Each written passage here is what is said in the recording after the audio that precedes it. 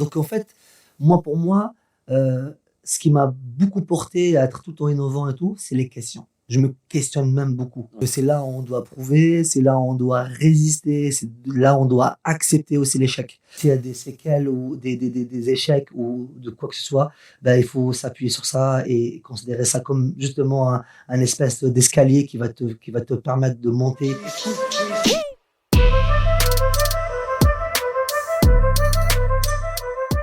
Bienvenue dans La Base, un podcast Big Media. Nous vous parlons de voyage entrepreneurial. Je suis Georges-André Tabet, entrepreneur et consultant en communication. Et avec moi aujourd'hui, Omar Remechi, dit B-Boy Chacal. Comment ça va? Ça va très très bien. Merci pour l'invitation. Merci de l'avoir accepté. Oui, je suis très content d'être aussi dans ce podcast pour développer autour de l'entrepreneuriat et puis la passion et voilà le travail que je mène pendant 25 ans. Trop bien, on va en parler. Je t'appelle B-Boy Chacal. Voilà, Chacal, Chacal, Omar. c'est cool. Ouais, vas-y. On prend Chacal. Allez, on part sur Chacal. Très bien. Raconte-nous déjà qui es-tu, Chacal? Alors, qui je suis? Alors, c'est ça la question qui est très compliquée à répondre parce que déjà, je suis je suis Omar Remechi. Je suis né à Alger. J'ai 37 ans. Je suis artiste, interprète, chorégraphe. Et puis, j'ai mené une aventure en tant que coach pour les Jeux Olympiques, donc avec Danny Dan et l'équipe de France d'ailleurs. Et puis, voilà, on est arrivé jusqu'à décrocher la médaille d'argent aux Jeux Olympiques de Paris. Et ça, ce que tu as entrepris, justement, comment tu es arrivé là-dedans? Tu vois, dans ce milieu-là, depuis aussi longtemps, enfin, tu vois, comment ça s'est passé? D'où c'est parti ta passion? Enfin, voilà. Alors, en fait, moi, comme je disais, je suis né à Alger, donc à Alger, dans fin 90, années 2000, en fait, le breaking, c'était vraiment un moyen d'expression. Il faut savoir que nous, on a été attachés par cette culture qui était la culture hip-hop, et c'était un moyen d'expression. C'était là où on allait pour se faire du bien, discuter, s'amuser, et souvent aussi raconter notre lifestyle, puisque la vie à Alger, c'était une vie qui était belle et qui était compliquée dans le même temps, et donc il y avait des choses à dire. Donc ça nous permettait justement de trouver une zone où on peut parler, s'exprimer, et avoir une passion qui nous porte. Ok. Et toi, justement, de cette passion-là, après, t'en as fait ton travail, en fait, simplement. Exact. D'une passion, en fait, qui m'a permis de grandir, d'apprendre, automatiquement, quand on est trop passionné, on met beaucoup de cœur, en fait, dedans, il y a un chemin qui est plus logique. Donc, on se professionnalise, on choisit de faire ce métier. Donc j'ai passé un autre cap. En fait, c'est un cap de construire déjà, construire quelque chose de solide. Comment expliquer? Aller essayer de prendre le breaking comme une philosophie et de la transporter un peu dans plein d'environnements différents. Donc c'était une étape en fait qui était rude, puisque c'est là où on doit prouver, c'est là où on doit résister, c'est là où on doit accepter aussi l'échec. Donc oui, c'est une partie de ma vie qui m'a forgé. Et puis tout jeune, j'étais déjà sollicité par des grosses compagnies européennes où j'étais invité dans des gros événements de break. Donc ça m'a permis de voyager, de grandir, parce que je te parle d'une génération où j'avais 17 ans, 18 ans, donc voilà, on est bien sur une jeunesse, quoi. J'étais comme une éponge qui était là pour apprendre, rendre et puis grandir. Et du coup, avec ces opportunités de compagnie, de battle, je commençais à faire, on va dire, commencer à écrire mon histoire à ce moment-là. Ok. Et toi, justement, comment t'as commencé, on va dire, à te structurer? Ça veut dire que tu as une passion, tu vois, quelque chose qui t'anime à fond. Et là, tu dis justement, tu as pu voyager, tu as pu rencontrer des personnes. Ça, je sais pas, tu l'as fait au fur et à mesure? Tu avais une vision, tu vois? En fait, c'est trop marrant, puisque le breaking, moi, je pratiquais à Alger, il y avait des Brésiliens, des Suédois qui connaissaient déjà mon nom, que j'habitais à Alger. Donc, c'est un langage qui dépasse les frontières. Ouais. Et quand on commence par un langage tel que le breaking, en fait, il y a une base qui est très importante, c'est la transmission. Donc, transmettre, ça veut dire aussi construire, accueillir, pour qu'on puisse justement rentrer dans un travail de lab, rentrer dans un travail de transmission. Donc automatiquement et puis tout simplement logique, j'ai commencé, on va dire, à construire mon école de danse. Donc qui se situe à Bordeaux.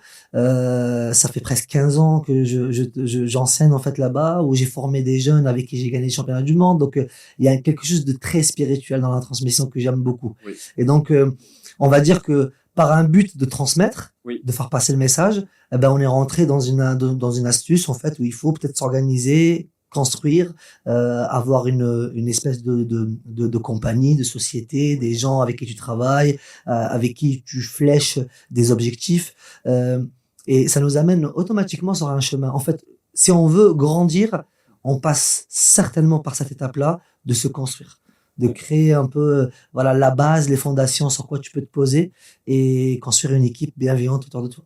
Et ça, justement, cette équipe, par exemple, c'est des gens, à l'origine, c'est des potes, c'est des personnes que tu as rencontrées et c'était vraiment que business, c'est un mélange des deux, parce que l'entourage, c'est hyper important quand on se lance dans l'entrepreneuriat. Tout à fait, tout à fait. En fait, c'est un mélange entre des aventures de vie où ça a matché, dans le sens où on a vu qu'on avait une vision commune. Donc, c'est des personnes qui voulaient, en fait, pas s'investir sur moi, mais me donner de l'aide puisqu'ils croyaient, en fait, à ce que je faisais. Et puis, j'étais entouré de mon crew. Donc mon groupe, la Squad, qui est champion du monde en 2019, donc c'est le dernier groupe qui a gagné un des plus gros compétitions mondiales, et puis des personnes de la famille, franchement, je pense que on a un petit peu la même recette, c'est être entouré avec des personnes de confiance et bienveillantes.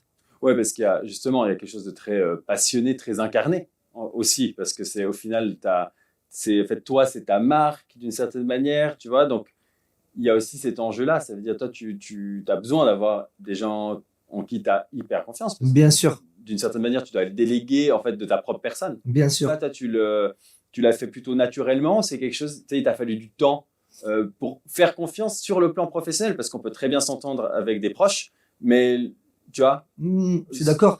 Mais en fait, la confiance, déjà, j'ai commencé par le premier combat, c'est déjà montrer à mes proches, à tous ces gens-là qui m'entourent, qu'il y avait quelque chose de solide que je suis en train de construire. Déjà, ça, c'est le premier combat.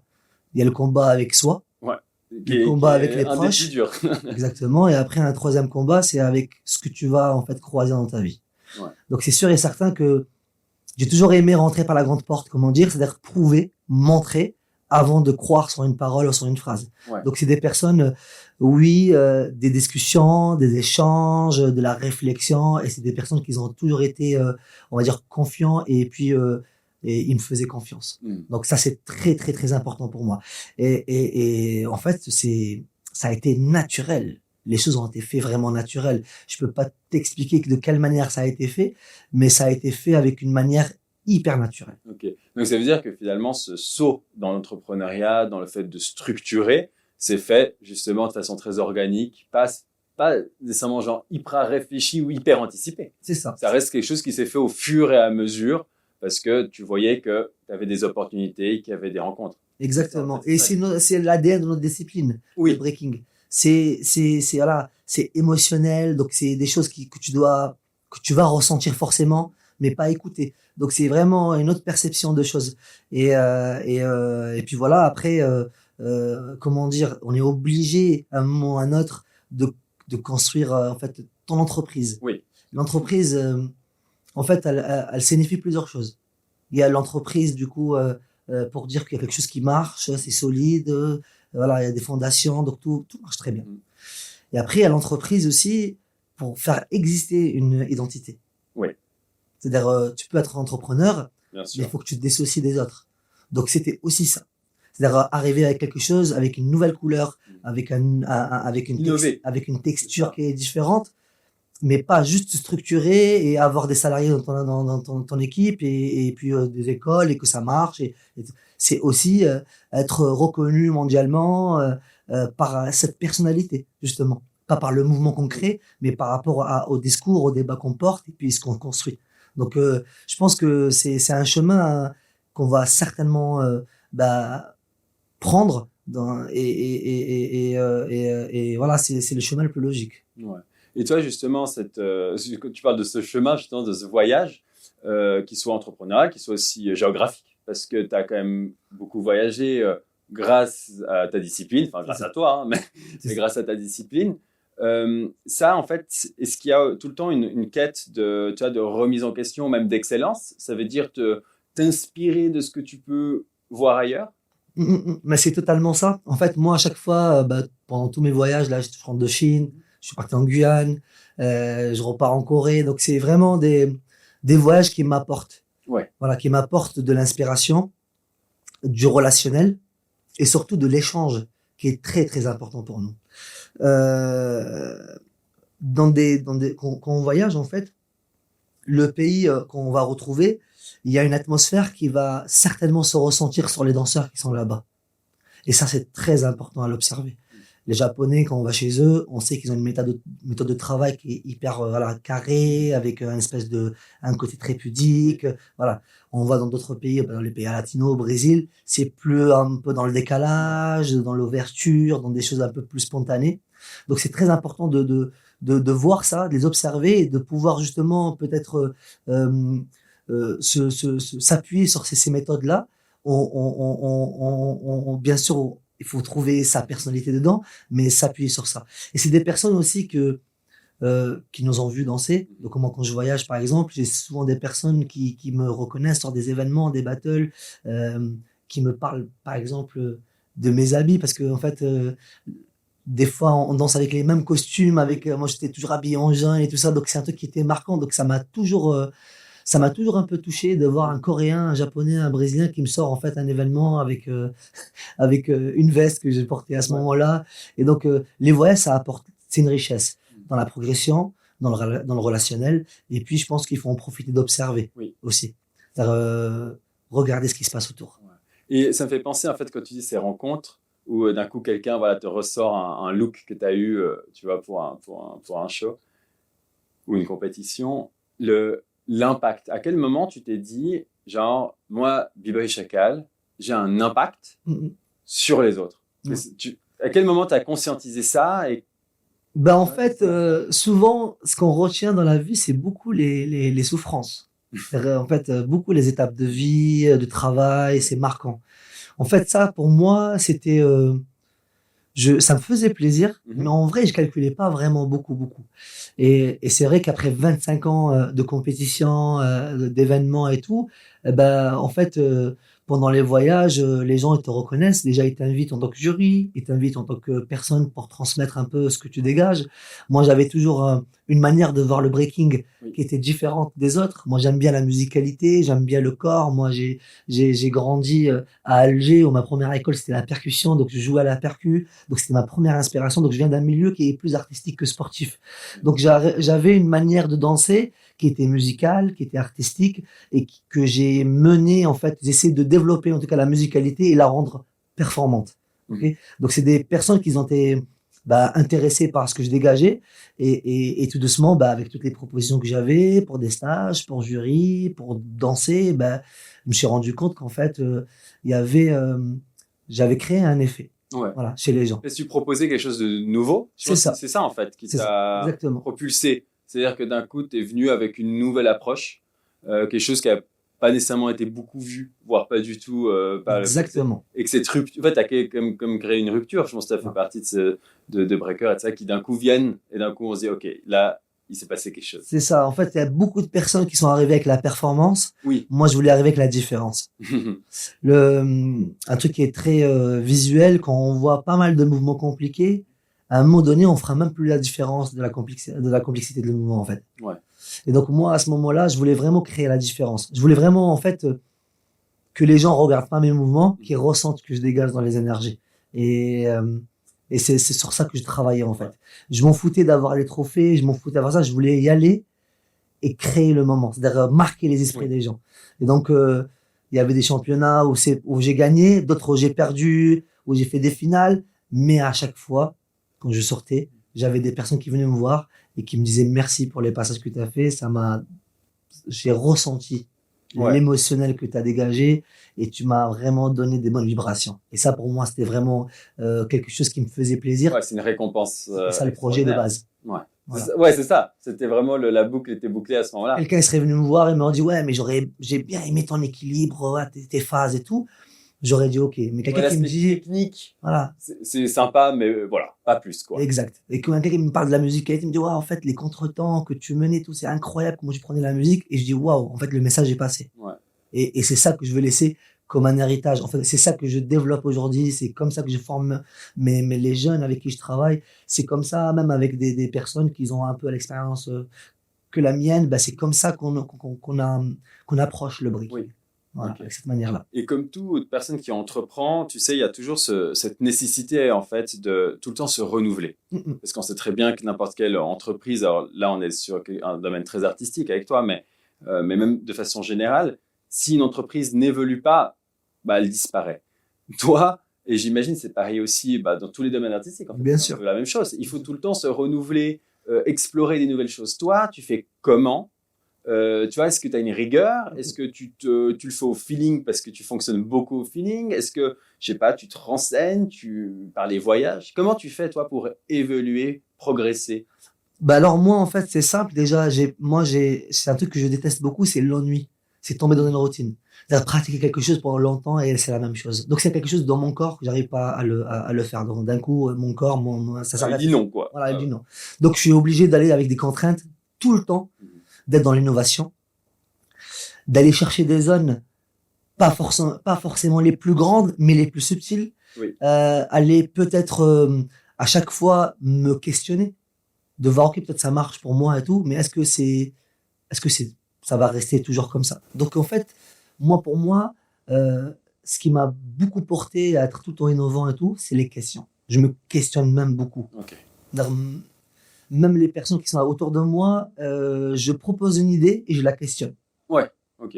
Je dis à ça et je dis peut-être je me trompe sur ça. Ouais, donc tu veux apprendre des autres, ça veut dire d'être toujours ouvert à la critique, positive, négative, c'est ça. Toujours te dépasser, toujours faire autremment. Être dans le questionnement, mettre à côté la certitude, parce que la certitude n'existe pas vraiment. Voilà. Donc il faut mettre des outils qui vont te permettre d'être innovant, d'avoir plusieurs couleurs et aussi le contraste visuel. Les gens ils ont besoin de voir des nouvelles choses. Oui. Voilà. Surtout la discipline qu'on pratique. On est c'est des corps qui bougent. Voilà, c'est toujours les mêmes manières de bouger. On va vite le voir. On va vite le voir. Donc c'est vraiment déjà pour exister et de rester longtemps, il faut être innovant, mais sans changer d'identité. Ça qui est dur, parce qu'on peut innover, mais on change de couleur. Moi, je veux innover dans la magie que je suis en train de créer, mais je veux pas innover et d'un coup je ressors carrément d'un autre truc. Du coup là je propose plusieurs choses. Moi je veux innover dans mon fond de commerce que je suis en train de créer et trouver de la variété dedans pour pas trouver justement l'ennui de ce que je déteste. Mais il y a toujours, on va dire, ta base à toi. Ça veut dire que tu as toujours le message principal. Ouais, il y a le fond qui est là. Exact. Et puis il y a une partie de ce fond-là, une partie un peu au-dessus, une couche, une nuance. Voilà, qui évolue, qui change, qui un jour disparaît, puis un jour c'est une autre. Il y a aussi cette volonté d'avoir des bases solides, voilà, ta singularité et un peu des choses qui vont de temps en temps se greffer. Ça fonctionne pas. Est-ce que toi tu fonctionnes aussi à ça? Ça veut dire d'accepter l'échec. C'est vrai que les entrepreneuses, pour moi, c'est directement lié à la notion d'échec. Bien sûr. Ça veut dire tu testes quelque chose et parfois tu y crois, tu as tout pour que ça réussisse. Et ça fonctionne pas. Toi, quand tu as des déconvenus, quand tu as des échecs, tu fais comment? Alors, pour te relever? Moi, ce qui est très intéressant, c'est que le fait de naître à Alger, j'ai vécu beaucoup d'échecs.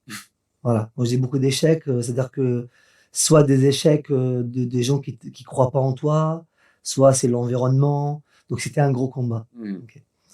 L'échec, ça fait partie de la réussite. Il faut l'accepter comme la réussite. Il faut même partir avec de l'échec que partir avec une réussite. Il faut toujours douter à ce que tu fais que être sûr à ce que tu vas proposer. Ça, c'est la base numéro 1. En fait, pour pas être déçu, il faut être dans un côté simple et pas trop non plus avoir de la confiance. Encore une fois, je parle de contraste. La confiance, elle est bien quand elle est bien placée, en fait, dosée avec une bonne manière. Quand ça dépasse ses limites, la confiance, elle peut t'amener à quelque chose qui est pas non plus bien. Et tu rentres dans un échec. Plus la confiance, elle est extrême, plus l'échec, elle est extrême. Il faut le savoir. Voilà. Ouais. Donc moi, en fait, je m'appuie sur l'échec comme je m'appuie sur les idées que je pose, et j'ai l'impression que ces questions que je posais, c'est aussi comme si c'était des échecs que je croisais.